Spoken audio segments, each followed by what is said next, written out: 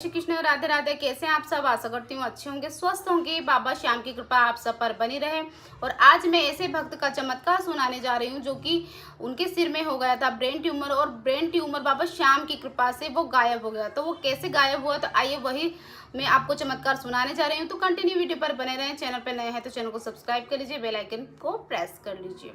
कैसे श्याम भक्त की रियल स्टोरी बताने जा रही हूँ, जिनके सिर में हो गया था ट्यूमर और बाबा श्याम ने कैसे कृपा की।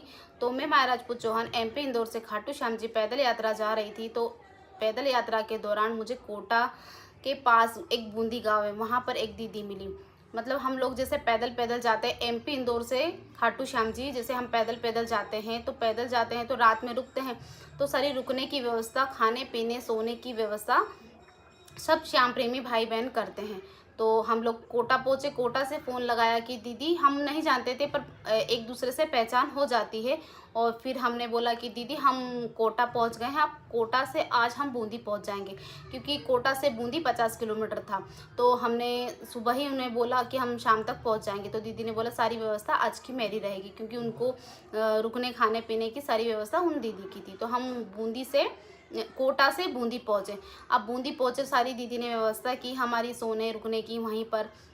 और वहाँ पर कुछ प्रोग्राम भी था, तो वहाँ पर बहुत सारे श्याम प्रेमी लोग आए थे और भजन गायक लोग भी आए थे। और सभी हम बैठकर बातचीत करने लगे, और बातचीत करते करते दीदी ने भी अपनी बातचीत करने लगी। और फिर दीदी ने भी अपना चमत्कार बताया, और सब अपने अपने चमत्कार बता रहे थे कि बाबा ने ऐसी कृपा की है, बाबा श्याम ने वैसी कृपा की है, हमारे साथ ये चमत्कार हुआ। सब अपना अपना बता रहे थे। तो दीदी बोलने लगी मेरे साथ तो बहुत ज़्यादा बड़ा चमत्कार हुआ। मतलब दीदी, हमने सबका चमत्कार तो सुन लिया, आपका बताओ कि आप पर बाबा श्याम ने क्या कृपा की।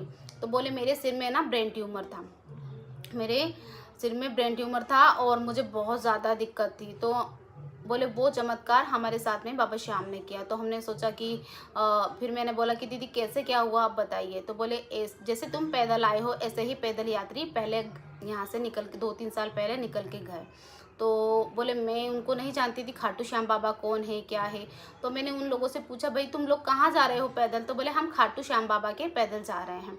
तो बोले अच्छा ठीक है। तो मैंने उस समय फिर पता किया कि भाई खाटू श्याम बाबा कौन है। फिर मेरे मन में ऐसा भाव आया कि मैं भी खाटू श्याम बाबा पैदल पैदल यात्रा जाऊंगी, पर मेरी तो तबीयत ख़राब है, मैं कैसे जा सकती हूँ। पर डॉक्टर को दिखाया उन्होंने और जांच वगैरह की, रिपोर्ट में उनको ट्यूमर आया। घर की हालत तो बहुत ज़्यादा ख़राब थे दीदी के। तो दीदी ने बोला कि अब मैं क्या करूं, अब तो पूरी बर्बाद होने की कगार पे तो आ ही गई हूं, पर एक बार मैं दर्शन तो कर आऊँ मैं बाबा श्याम की, कि बाबा श्याम कौन है, दिखता कैसा है बाबा श्याम, कैसे हैं वो। और मैं भी जाना चाहती हूँ पैदल।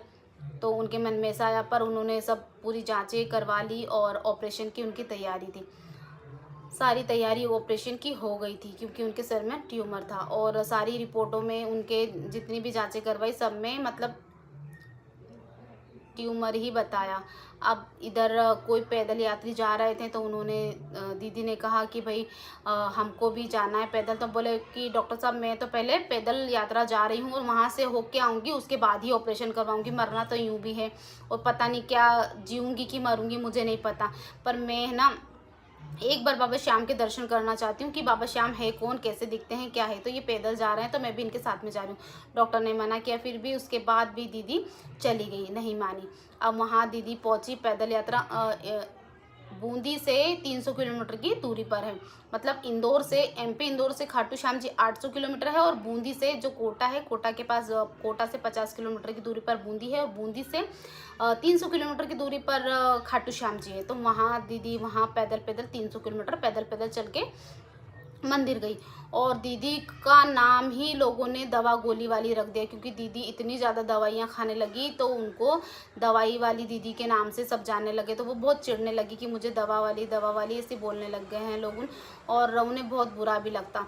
तो वो दवाई गोलियाँ अपनी सब लेकर गई थी और वहाँ गई, दर्शन किए तो उनको बिल्कुल धक्का दे दिया। 2 मिनट भी नहीं, 1 सेकंड भी नहीं कर दर्शन करने दिए और धक्का दे दिया और बाहर कर दिया। तो वो गुस्सा होने लगी कि भगवान है कहाँ, कैसा दिखता है, बस शीश तो दिख रहा है, कुछ है तो है नहीं, और फूल दिख रहे हैं भगवान के, ना हाथ दिख रहे हैं ना पैर दिख रहे हैं, कुछ तो नहीं दिख रहा।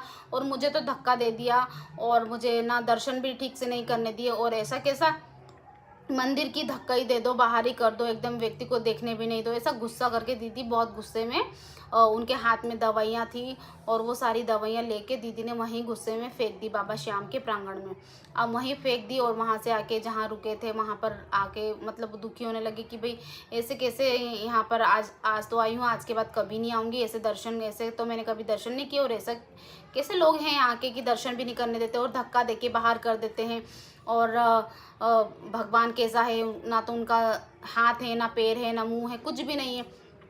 अब दीदी की मतलब समझ में ही नहीं आ रहा कि दीदी क्या बोल रही हैं, क्या कर रही हैं। और फिर दीदी जैसे तैसे करके घर पहुंच गई। घर गई तो दीदी ने सोचा कि अब भाई डॉक्टर इतना टाइम ज़्यादा हो गया है तो अब ऑपरेशन का तो डॉक्टर ने बोला था, तो अब मैं जाऊं हॉस्पिटल और ऑपरेशन करवाना तो है ही सही।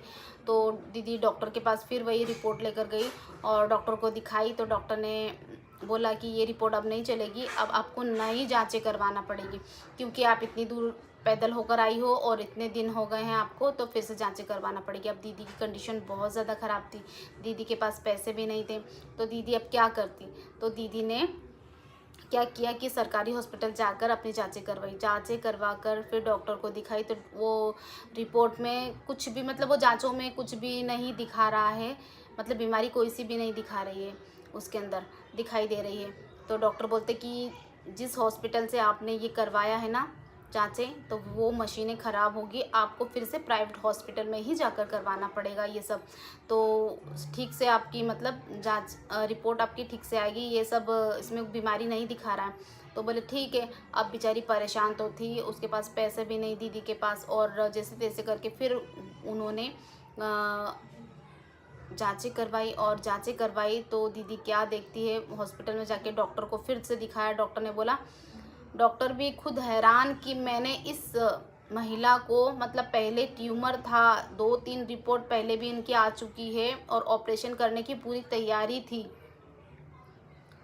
और इनका ट्यूमर था और ट्यूमर है नहीं, मतलब एक बार की रिपोर्ट हो, चलो सरकारी मशीन ख़राब होगी पर प्राइवेट में फिर से करवाया तो उसमें भी मतलब बीमारी नहीं दिखा रहा है। उस दिन से दीदी ने दवाई गोलियां खाना बंद कर दी और दीदी पर बाबा श्याम की बहुत ज़्यादा कृपा बरसी और ऐसे दीदी का जो ब्रेन ट्यूमर था, ट्यूमर गायब हो गया दीदी का। और इतनी ज़्यादा बाबा श्याम की कृपा बरसी और दीदी बहुत ज़्यादा हालत ख़राब थी, उनकी कंडीशन ख़राब थी। आज वो दीदी बहुत सक्षम है, बहुत कृपा है बाबा श्याम की और आज वो गायक है और भजन बाबा श्याम के गाती हैं। तो ऐसे हैं हमारे बाबा श्याम, हारे के सहारे हैं वो और सब पर कृपा बरसाते हैं हमारे दयानिधि, हारे का सहारा बाबा श्याम हमारा। और आप लोग कहीं से भी मेरी वीडियो देख रहे हैं तो एक बार बाबा श्याम के दरबार ज़रूर जाना। खाटू श्याम राजस्थान के शिखर ज़िले में है खाटू श्याम बाबा का मंदिर, तो वहाँ पर एक बार दर्शन करने ज़रूर जाना। हारे का सहारा है बाबा श्याम हमारा। और ये पैदल यात्रा के दौरान मुझे दीदी मिली थी और ये बिल्कुल सत्य है और सत्य चमत्कार ही मैं सुना रही हूँ और प्रूफ के साथ मैं आप लोगों को दिखाऊंगी, किसी दिन मिलवाऊंगी भी इन दीदी से। अभी इस बार की यात्रा तो मेरी कैंसिल हो गई क्योंकि मेरे हस्बैंड का ऑपरेशन हुआ है, तो मैं इस बार यात्रा पर नहीं जा पाई। वैसे तो मेरी 3 यात्रा हो चुकी है, खाटू श्याम से वृंदावन, इंदौर से खाटू श्याम से वृंदावन की यात्रा हो चुकी है और इस साल मैं नहीं जा पाई। अगले साल बाबा श्याम की कृपा रही तो मैं बिल्कुल जाऊँगी। आप लोग भी बाबा श्याम से प्रार्थना करना कि मुझे फिर से मेरे बाबा श्याम बुलाए, क्योंकि ऐसे ही हैं हारे के सहारे और सब पर कृपा बरसाते हैं और बहुत ही चमत्कार करते हैं। और ऐसे कई भक्तों के मेरे पास चमत्कार मैंने सुने हैं और ऐसे बाबा कृपा बरसाते हैं। तो मिलते हैं नेक्स्ट वीडियो के साथ। सभी को राधे राधे, जय श्री कृष्ण। ये वही दीदी है जिनके साथ चमत्कार हुआ है।